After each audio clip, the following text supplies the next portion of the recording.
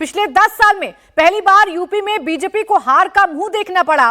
मोदी लहर में यूपी में बीजेपी का अब तक का सबसे खराब प्रदर्शन रहा है और इसे लेकर योगी आदित्यनाथ ने बड़ी बैठक बुलाई है, जिसमें यूपी सरकार के सभी मंत्रियों को बुलाया गया है, जिसमें इस बात की समीक्षा की जाएगी कि पार्टी क्यों हारी। तो दूसरी ओर समाजवादी पार्टी ने भी नवनिर्वाचित सांसदों की बैठक बुलाई है। यह बैठक भी लखनऊ में बुलाई गई है। तो वहीं थोड़ी देर में दिल्ली में कांग्रेस वर्किंग कमेटी की बैठक शुरू होने जा रही है, जिसमें कांग्रेस वर्किंग कमेटी के सांसदों के अलावा नवनिर्वाचित सांसदों को भी बुलाया गया है। बैठक के बाद कांग्रेस पार्टी एक प्रेस कॉन्फ्रेंस करेगी, जिसमें राहुल गांधी और मल्लिका अर्जुन खड़गे भी शामिल होंगे। तो कांग्रेस की ये बैठक काफी महत्वपूर्ण है। सबकी निगाहें इस बात पर टिकी हुई हैं कि क्या राहुल गांधी नेता प्रतिपक्ष बनेंगे, क्या फ्रंट में आके वो नरेंद्र मोदी का मुकाबला करेंगे। तो योगी आदित्यनाथ जो बैठक कर रहे हैं वो भी काफी अहम है। सबसे खराब प्रदर्शन अब तक का बीते 10 सालों में उत्तर प्रदेश में भारतीय जनता पार्टी ने किया है। तो इसके पीछे की वजह क्या है, इस पर मंथन किया जा रहा है और इसी पर डिटेल में आइए आपको समझाते हैं। योगी आदित्यनाथ 2014 और 2019 में नरेंद्र मोदी को यूपी में भर भर कर वोट मिले थे उत्तर प्रदेश में, तो उन्होंने दोनों बार मेजॉरिटी की सरकार बनाई थी। लेकिन इस बार उत्तर प्रदेश में योगी और मोदी की जोड़ी ने कमाल नहीं दिखाया जिसकी उन्हें उम्मीद थी। हालात ये हो गए कि अयोध्या जैसी सीट पर हार का सामना करना पड़ा। 14 से 71 सीट जीतने वाली बीजेपी इस बार आधे से भी कम पर सिमट गई। और आखिर ये हार हुई क्यों, किसने भीतरघात किया, वो कौन कौन से फैक्टर थे, किसने मोदी को विजय रथ को रोका, इन सभी बातों को लेकर योगी आदित्यनाथ ने बैठक बुलाई है और मंथन किया जा रहा है। देखिए, मंत्रियों के साथ योगी आदित्यनाथ की बैठक है। लखनऊ के लोक भवन में समीक्षा बैठक की जा रही है। चुनाव में हार के कारणों की समीक्षा की जाएगी। हार की वजहों को जानने की कोशिश की जाएगी कि 2019 में जो 62 सीटें जीती थीं, वो 2024 आते आते 33 सीटें कैसे हो गईं।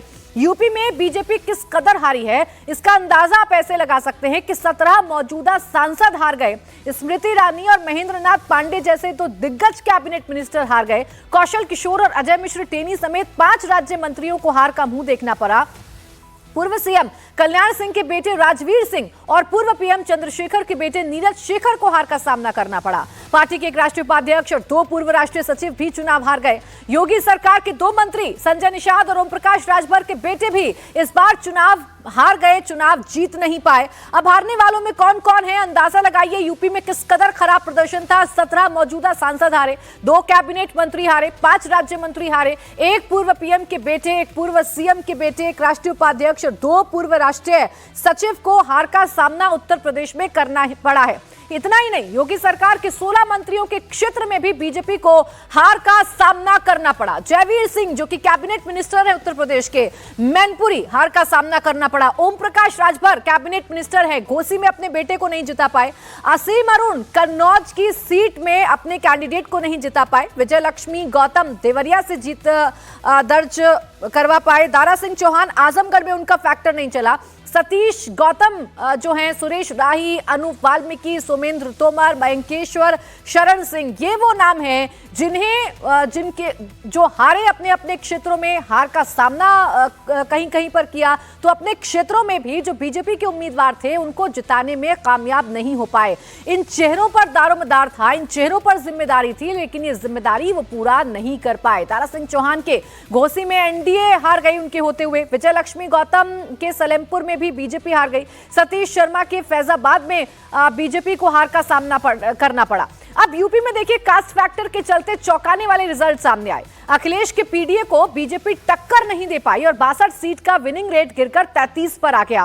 बीजेपी ने 33 सवर्ण, 26 ओबीसी और 16 दलित कैंडिडेट पर दाव लगाया था। 33 सवर्ण में 15 को जीत मिली, तो 26 ओबीसी में सिर्फ 10 ही जीत कर आए। 15 सीटों पर दलित और 1 सीट पर ट्राइबल कैंडिडेट दिया, जिसमें सिर्फ 7 ही जीत पाए हैं।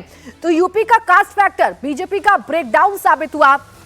सवर्ण 33 सीट पर लड़े, 15 को जीत मिली। ओबीसी 26 सीट पर मिले, 10 को जीत मिली। एससी एसटी 16 सीट पर लड़े और सिर्फ 7 को ही जीत मिली है। इसके उलट अगर आप देखेंगे तो ये जो ओबीसी फैक्टर है, ये अखिलेश यादव के खाते में ज्यादा गया है। देखिए, 22 उम्मीदवार हैं जो कि इंडिया गठबंधन के जीते हैं, ओबीसी वर्ग से आते हैं और इसीलिए कहा जा रहा है कि सबसे बड़ा झटका अगर बीजेपी को कहीं लगा है तो वो ओबीसी की वजह से लगा है। है वो SC/ST की वजह से लगा है, क्योंकि इन वोटर्स ने इस बार बीजेपी को वोट नहीं दिया है। अब इन फैक्टर्स की हम जब बात करते हैं देवेंद्र, तो यही सबसे बड़ा कैलकुलेशन समझ में आता है। मंत्री बनाने हैं, आपको सभी समीकरण साधने हैं, लेकिन आप पीछे मुड़कर देख रहे हैं तो ना आपके पास OBC बड़े फेस बच रहे हैं, ना SC/ST आपके पास बड़े फेस बच रहे हैं। बिल्कुल प्राची, और इसकी अगर तुलना करें तो 2019 से तुलना करने के बजाय 2014 वाला जो मैंडेट था ना, उससे तुलना करें तो बीजेपी की हार और ज़्यादा बड़ी समझ में आएगी। इस लिहाज से कि 2019 में सपा बसपा एक साथ थी और वो कास्ट के हिसाब से बहुत मजबूत गठबंधन था, और ओम प्रकाश राजभर इधर नहीं थे, RLD इधर नहीं थे। इस बार 2024 में ये सारी परिस्थितियां अनुकूल थी, और तब भी अगर रिजल्ट ऐसा रहा तो बीजेपी के लिए झटका है, और ज़्यादा बड़ा झटका इस लिहाज से कि इस तरह की हार का पार्टी के सिस्टम को आकलन भी नहीं था। हमें जो फीडबैक लगातार मिल रहा था बातचीत के दरमियान, उससे ये समझ में आ रहा था कि पार्टी बहुत अच्छा कर रही है और हर एक बूथ से उनको रिपोर्ट मिल रहा है। बहुत सारे एग्जिट पोल वाली एजेंसियां लगाई गई थी, वहाँ से रिपोर्ट लिया जा रहा था।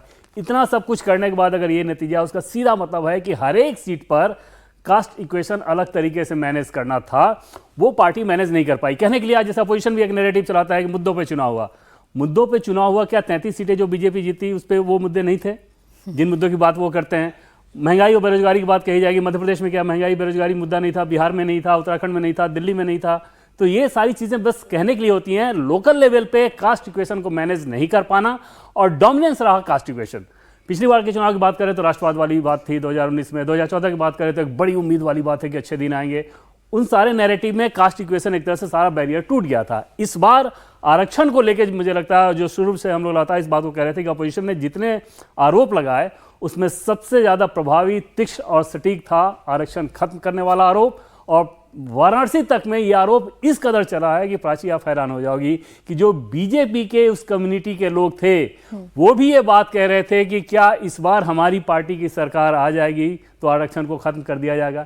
ये भ्रम फैलाने में अखिलेश यादव कांग्रेस पार्टी बहुत सक्सेसफुल रही, और उसका नतीजा यूपी में रिफ्लेक्ट हो रहा है। अब देखिए, हम वो चेहरे तो दिखा रहे हैं जो जीतने में कामयाब रहे। 33 सांसद अगर जीते हैं, वो किस सीट से जीते हैं, क्या कास्ट इक्वेशन है, इस पर आगे चर्चा करेंगे। और इन चेहरों में से कौन से चेहरे हैं जो मंत्रिमंडल में शामिल हो सकते हैं, किसके पीछे कौन सा फैक्टर काम कर रहा है, ये आगे हम आपको बताएंगे। लेकिन बहरहाल बैठक चल रही है, मुख्यमंत्री योगी आदित्यनाथ बैठक कर रहे हैं अपने मंत्रियों के साथ, समीक्षा की जाएगी हार की।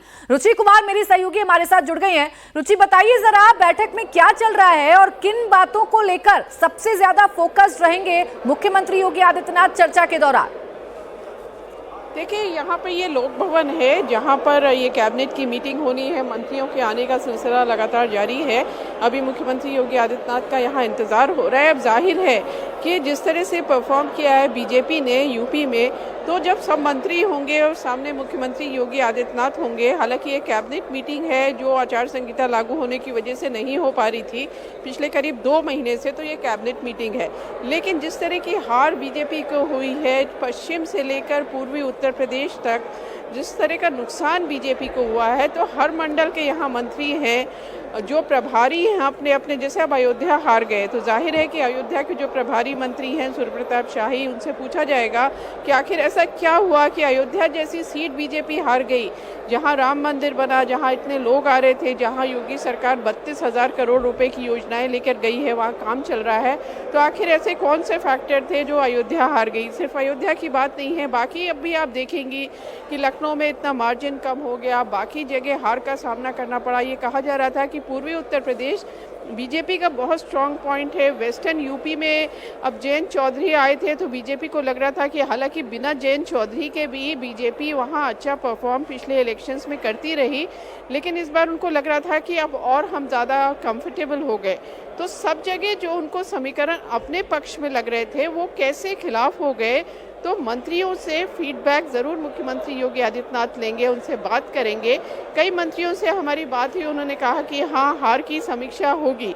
अब अमेठी में स्मृति ईरानी हार गई, तो मयंकेश्वर शरण सिंह वहाँ से मंत्री हैं योगी सरकार में, वो भी अभी यहाँ पर बैठक में आए। उन्होंने कहा नहीं भीतरघात नहीं हुआ, लेकिन हार क्यों हुई इसकी हम समीक्षा करेंगे। तो जाहिर है कि यूपी में चाहे बीजेपी हो चाहे सरकार हो, चिंता तो है ही कि आखिर ऐसा क्या हो गया जो बीजेपी इतना अच्छा 2014, 2017 और 19 और 2022 में जिसने परफॉर्म किया था, इस बार ये जो बाजी है कैसे पलट गई। तो इसके हार की यहाँ समीक्षा जरूर की जाएगी। बिल्कुल ये पता लगाया जाएगा कि जिसे बिल्कुल स्ट्रांग जमीन माना जाता है, जिसे गढ़ माना जाता है उत्तर प्रदेश, वो कैसे उपजाऊ साबित नहीं हुई इस बार भारतीय जनता पार्टी के लिए। देखिए यूपी में बीजेपी को सबसे बड़ा झटका लगा है। 2019 के मुकाबले 29 सीटों का नुकसान हुआ है। योगी सरकार मंथन में जुटी है। डिप्टी सीएम केशव प्रसाद मौर्य ने इस पर क्या कहा है, आपको सुनवाते हैं।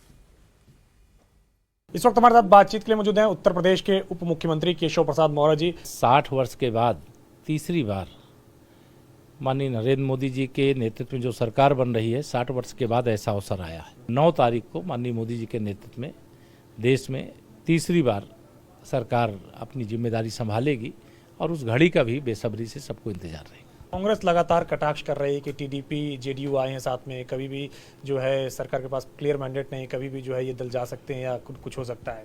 देखिए कांग्रेस मुंगेरी लाल के हसीन सपने देख रही है और सत्ता वियोग में तड़प रही है, जैसे पानी के बिना मछली तड़पती है, और उनको ये तड़पन अभी लंबे समय तक बनी रहेगी। निकट भविष्य में अभी कोई ऐसे लक्षण दिखाई नहीं देते हैं कि जिस प्रकार के यह उम्मीदें लेकर के बैठे हैं, सपने लेकर के बैठे हैं, वो कांग्रेस से लोगों ने दूरी बनाई है और फिर से एनडीए को जनादेश दिया है और एनडीए की सरकार बनने जा रही है।